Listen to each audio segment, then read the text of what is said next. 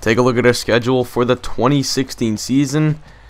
Man, this is going to be tough. We got Wisconsin, Oklahoma, and Georgia Tech as our non-conference games. Everyone else is an SEC game. Talk about a hard schedule. Although Wisconsin and Oklahoma are not ranked, they are still 90+ overalls. And then Georgia Tech is number 6 overall. That combined with the new sliders, this is going to be one hell of a season. I don't even know what the team goals are heading into this year. Last year, I'd said I wanted to make the conference championship. This year, I'm thinking just 6 wins in a bowl game would be fantastic. I really don't know if we're going to get much further than that. I mean, our schedule is incredibly hard this year. Check out Wisconsin, 93 overall. We are just a 79. And these new sliders are tough, man. If you guys go watch Burns' video, it's a competitive one against the Kent State team that South Alabama was heavily favored over. And it turned out to be a pretty competitive ball game. You should go check that out. But anyway, we're getting the 2016 started underway, 16 season underway, and we are into week 2 because we decided to.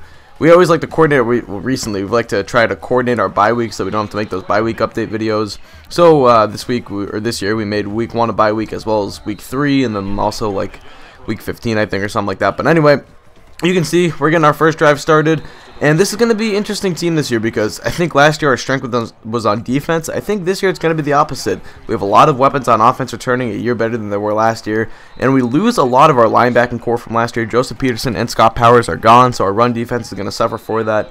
As you'll see in today's video, Corey Clement really just eating up this Georgia State run defense right now. Getting to the outside, he gets the first down, barreling over Craig Harris right there. He gets a 9-yard gainer. Now 1st and 10, it's going to be a handoff to Corey Clement to the outside, a counter. He's got tons of room. Craig Harris takes a nice angle in pursuit, and we end up bringing him down eventually, but a 29-yard pickup for the tailback. Now Bart Houston keeps it on the quarterback read option. He gets hit, but he hangs on to the ball, picks up the first down inside of the 5-yard line. Now 1st and goal, handoff up the middle to Corey Clement. He's into the end zone for the score, and that's going to make it a 7-0 lead. Wisconsin jumps on the board first, and with 4 minutes to play in the first quarter, they will go up 7-0. So now we take over, 3:54 to play. Johnson is going to drop back. He's hoping to have a better year than he did last year, getting hurt after the 5th game of the year, I believe. And then really didn't even perform that well in the first 4 games that he played, or the first 4.5 games that he played. So we'll see if he can improve this year. He is a 92 overall now, so hopefully he can be a bit better of a quarterback than he was last year. But Keith Rucker, the fullback there, is going to get the 7-yard reception. Now a handoff in the middle to Kyler Neal. And it was pretty hard to run the ball on these new sliders. We are using Mr. Hurricane sliders, for those who are wondering. And there are like Heisman and all that. And it's pretty hard to run the ball. Kyler Neal struggled to get his rhythm going early on today, but anyway, Jeremy Johnson, a play-action fake, and we got a guy deep. It's Neal. He's wide open. It's actually Blake Gardner, excuse me. I get those guys confused sometimes, but that was a really very well-executed play-action fake right there. Gardner found himself wide open down the sideline. Johnson hits him for the 30-yard touchdown, and we got some momentum here. So it's a 7-all game. Bart Houston going to drop back, look over the middle, and oh, how did Kite Dallas not make a play on the ball? I have no idea. It's a 15-yard pickup. And the big thing I noticed was our failure on the money downs. Early on, we had a 3-and-out to start at the game on a very doable 3rd and 5 play that could have been pass interference, but they ended up not calling it.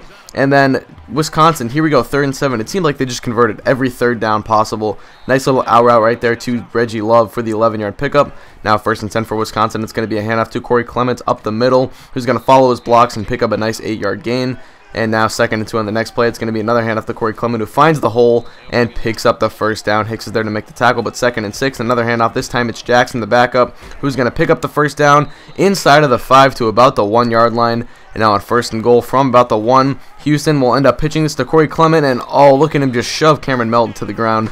Melton has been a huge disappointment since coming on as an 80+ overall as a freshman defensive back. He has really not performed too well. We're looking for a bounce back year from him this year.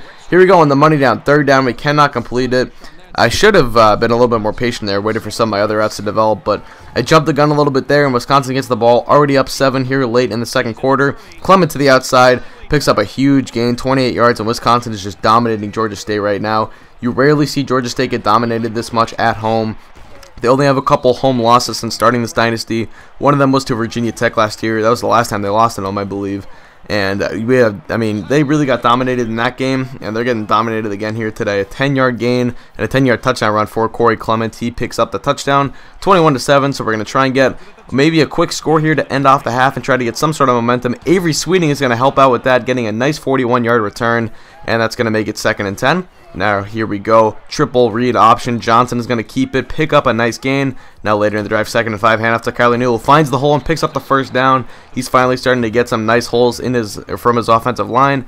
Over the middle, it's a nice little slant route to Justin Wagner for the 7-yard pickup, and now 2nd and 3 later in the drive, 2nd and 10. We're looking for Neal on the screenplay, who's going to pick up his blocks, and it's actually Blake Gardner. Once again, I'm getting those guys confused, but 3rd and 4 now, the money down. Can we convert? Over the middle, Justin Wagner catches it short of the first down marker, but he picks up the first down with the yards after the catch.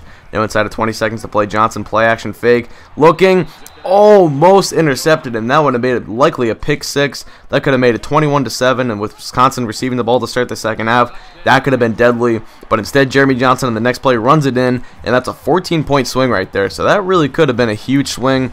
Mike Thompson could not hang on though, and he ends up dropping the interception, and we get a touchdown in the ensuing play. So 21-14 is the score heading into the half. We have not played too well, and that is really showing. Wisconsin is just dominating us really on both sides of the ball. I mean, our offense has looked good in spurts, but their defense has been pretty good so far. Anyway, let's see if we can rebound in the second half. They start out with the ball, 7:08 to play, 3rd and 11. Here's the money down. Once again, Houston going to drop back, looking, and once again, a very playable ball right there for Kite Dallas, but he cannot make the play. Reggie Love gets the first down. Now later in the drive on first down, Corey Clements up the middle for the 7-yard gain. Now I formation. It's going to be a play action fake. Houston looking to go deep. He's going to end up coming back over the middle to Morrow, and Morrow will make the 14-yard reception. 3rd and 10. Houston going to drop back. Money down once again. TJ Watt is there, the tight end, for the 16-yard reception and the first down. We're sending the blitz here on 1st and 10, but Corey Clement is going to shove off Craig Harris and end up picking up the first down. Running to the outside is a good way to avoid some of those up-the-middle blitzes. Houston now short drop back over the middle. Kevin Morrow is there for the 6-yard touchdown. Wisconsin once again goes back up by 14. You can see Houston 8 of 9 in the evening so far. A rough day for this Georgia State defense, but anyway, we're going back to the triple read option. Johnson keeps it, picks up 5 yards. That'll set up 3rd and 3. Now later the drive on 1st and 10. Johnson's going to drop back. He's looking, finds the check down right there, Kyler Neal, and Neal ends up picking up a nice 9-yard gain. So on 2nd and 1, the next play, we're going to go triple read option once again, and a poor decision by Johnson to pitch it there. We lose 5 yards, so 3rd and 5. A big 3rd down here. We need to get this 3rd down. We need to score here to stay in this game.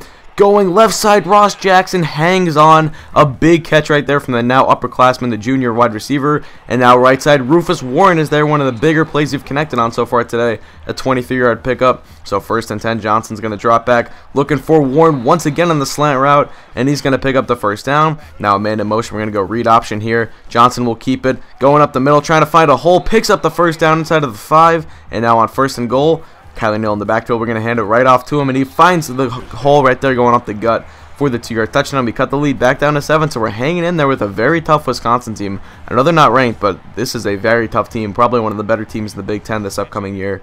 As here we go now, 1st and 10. Bart Houston's going to drop back. He's looking right side, caught by TJ Watt, who will get short of the first down marker, but he picks up 7 yards. So now later in the drive, same set of downs, 3rd and 4. Bart Houston is going to drop back. He's looking short, and that's dropped by Watt. We catch a break right there, and finally, for the first time all game, stop them on 3rd down, and we get the ball back with a chance to tie up this ball game in the 4th quarter. This has given us new life. 1st and 10. Johnson's going to drop back out of the shotgun set. Looking for Rufus Warren over the middle. Picks up the first down inside of the 30 now on the 12-yard gainer from the now sophomore tight end. Johnson dropping back, avoids the rush, scrambles to his right. He's going to take off. Not the fastest quarterback you're ever going to find out there, but he can get the job done with his legs. Now Johnson looking over the middle, caught by Tyshawn Clemens, another sophomore receiver. Now 2nd and goal. It's slant routes over the middle. Jackson hangs on. Ross Jackson showing off why he's one of my favorite receivers on this team. He has such a high catch rating, and he picks up the touchdown. And now we have tied up the ball game, and the clock is working perfectly for us right now. Wisconsin gets the ball back with 6 minutes left. Probably going to be hard for them to score and take about, 4.5 to 5 minutes off the clock that they would need be to really make it tough on us to tie up the game if they score.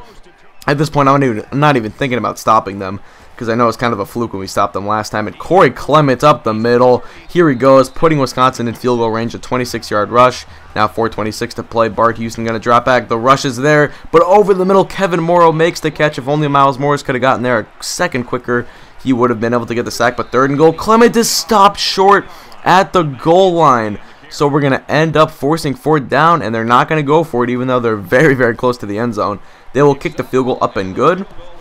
So now the Georgia State Panthers will take over after the ensuing kickoff with a chance to either tie or win this ball game on this next drive. Avery Sweeting is going to get a nice return, give us some good field position. Here we go, 2:40 to play, 2nd and 4. Johnson left side, caught by Paul Walker. Nice little spin move right there, and he gets inside of the 40, an 18-yard pickup for the sophomore wide receiver. Now Johnson's going to drop back on 2nd and 10, and it's intercepted by Jones.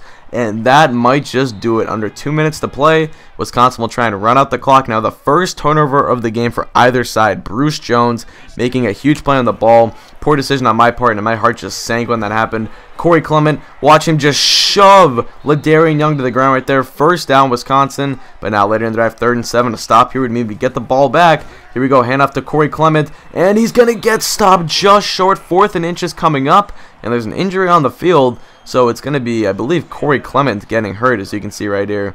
And that's going to actually stop the clock and probably save us about 10 seconds or so.